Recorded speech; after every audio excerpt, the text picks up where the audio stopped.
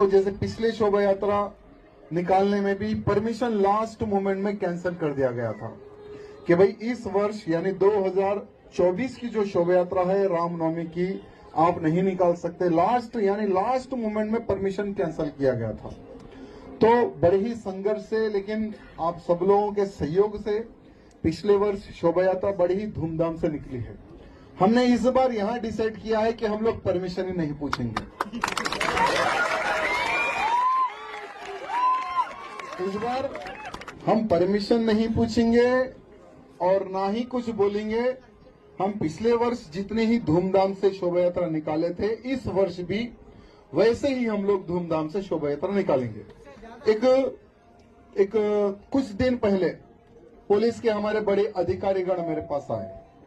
वहां पुलिस अधिकारीगण कहने लगे कि अभी डीजे पर प्रतिबंध लगा दिया गया है, कांग्रेस की सरकार आई है और पुलिस के सभी अधिकारीगणों ने मिलकर डीजे पर प्रतिबंध लगा दिया गया है।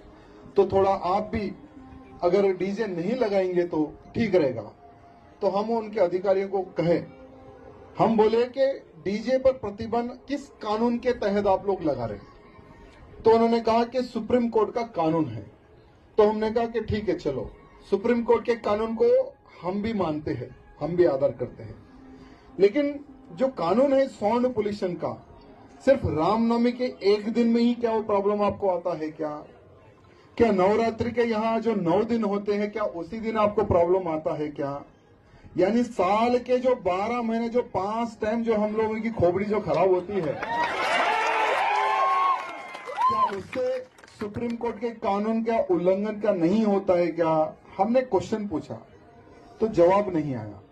उन्होंने कहा कि आप एक बार हमारी विनती सुनिए, आप थोड़ा साउंड के ऊपर ध्यान दीजिए। तो हमने कहा कि साउंड, और यही शोभा यात्रा में इस वर्ष जैसे भगवान श्री रामचंद्र जी ने एक अहंकारी रावण का वध करने का एक संकल्प लिया था, वैसे ही इस शोभा यात्रा में जितने भी जो राम भक्त रहेंगे, हम सबको मिलकर एक संकल्प लेना है। पहला संकल्प होगा कि संभाजी नगर में जैसे छत्रपति शिवाजी महाराज तो ऐसे एक शूरवीर थे, अगर शिवाजी ना होते तो आज भारत में कोई हिंदू ना होता। तो ऐसे हमारे छत्रपति शिवाजी महाराज के पुत्र संभाजी महाराज जी को 39 डेज तड़पा कर उनकी निर्मम किस प्रकार से हत्या की गई है, आज पूरा भारत का हिंदू देख चुका है, समझ चुका है छावा मूवी के माध्यम से। और आज हम यही शोभा यात्रा में एक संकल्प लेंगे कि हर वो राम भक्त को, जैसे मैं महाराष्ट्र में भी कह के आया हूं कि हमारे मुख्यमंत्री जी को हमने बोला है, क्योंकि मुख्यमंत्री जी और एकनाथ शिंदे जी डिप्टी मुख्यमंत्री जी ने कहा कि हम औरंगजेब की कब्र को तोड़ेंगे। तो हमने उनको कहा कि सिर्फ तारीख और जगह बता देना, कितने लाख,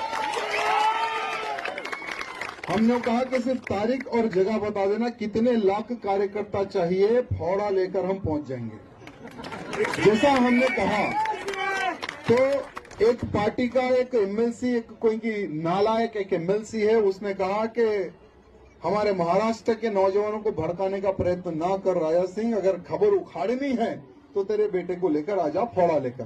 तो नालायक को पता नहीं है कि अब हमारा बेटा छोटा नहीं, बहुत बड़ा हो गया। वो औरंगजेब की भी खबर भी खोदेगा, अगर समय पड़े तो तुम्हारी भी खबर खोद देगा। तो अभी एक माहौल बन चुका है।